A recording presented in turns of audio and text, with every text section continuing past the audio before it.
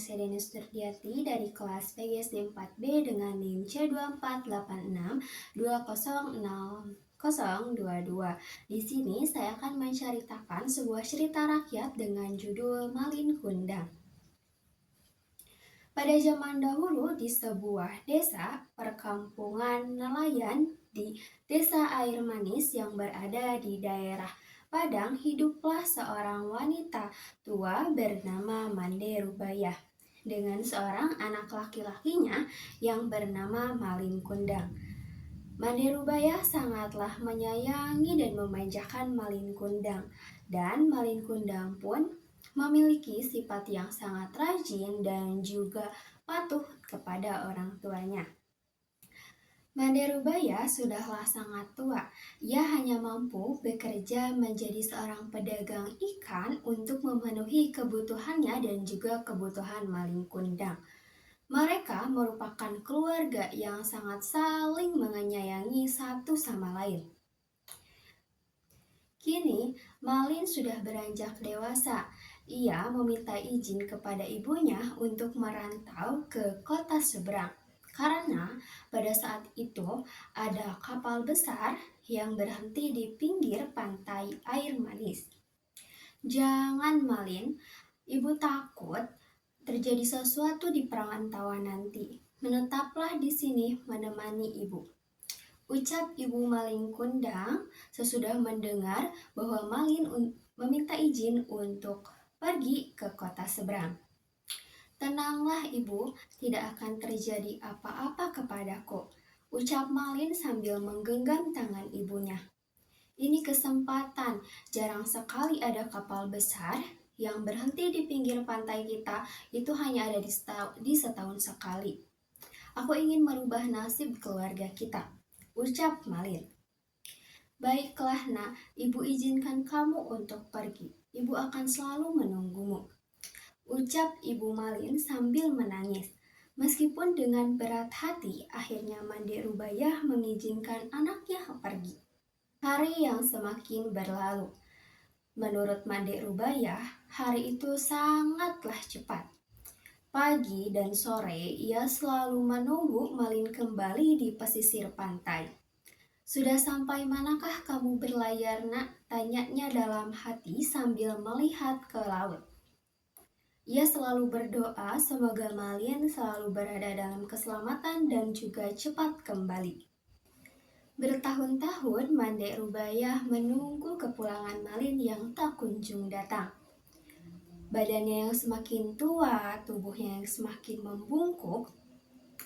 Tidak lama kemudian, nahkoda yang membawa Malin pergi berlayar menemui Mande dengan memberikan kabar yang sangat gembira. Mande, tahukah kamu anakmu sudah menikah dengan gadis yang sangat cantik? Ia merupakan putra bangsawan yang sangat kaya raya, ucap nahkoda itu. Setelah kabar gembira yang didapat Ibu Malin selalu berdoa, semoga Malin selalu berada dalam keselamatan dan juga cepat-cepat menjenguknya. Tidak lama kemudian, di suatu hari yang sangat cerah, terlihat dari kejauhan ada kapal yang sangat megah dan indah. Orang kampung mengiranya kapal itu milik seorang bangsawan ataupun sultan yang akan menghampiri pantai tersebut. Orang kampung pun berlari menuju pesisir pantai. Ketika kapal itu mulai merapat, terlihat sepasang kekasih dengan pakaian yang sangat megah, yang sangat berkilau karena terkena oleh sinar matahari. Sepasang kekasih itu pun sangat bahagia karena disambut meriah oleh orang kampung yang berada di Desa Air Manis tersebut. Ibu Malin pun ikut berdesakan melihat kapal tersebut. Jantungnya berdebar keras saat melihat lelaki yang berada di kapal tersebut. Ia yakin bahwa laki itu adalah anaknya, yaitu Malin Kundang. Mande Rubayah pun berlari menghampiri Malin Kundang dan ia pun memeluk Malin Kundang. Ia takut akan kehilangannya lagi. Malin, kau benar anakku kan? Sambil menahan isak tangisan yang ia rasakan. Mengapa lamanya kau tidak memberi kabar? Ucap Ibu Malin. Malin terkejut karena dipeluk oleh wanita tua dengan pakaian yang sangat kumuh. Ia tidak percaya bahwa itu adalah ibunya. Sebelum ia berpikir dan juga berbicara, istrinya, gadis cantik itu pun meludah sambil berkata, "Ini ibumu, mengapa kau berbohong kepadaku?" ucapnya sinis. "Katamu, dahulu ibumu adalah seorang bangsawan yang sederajat denganku."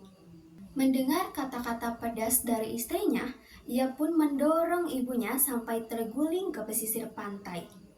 "Wanita gila, kau bukan ibuku," ucap kasarnya.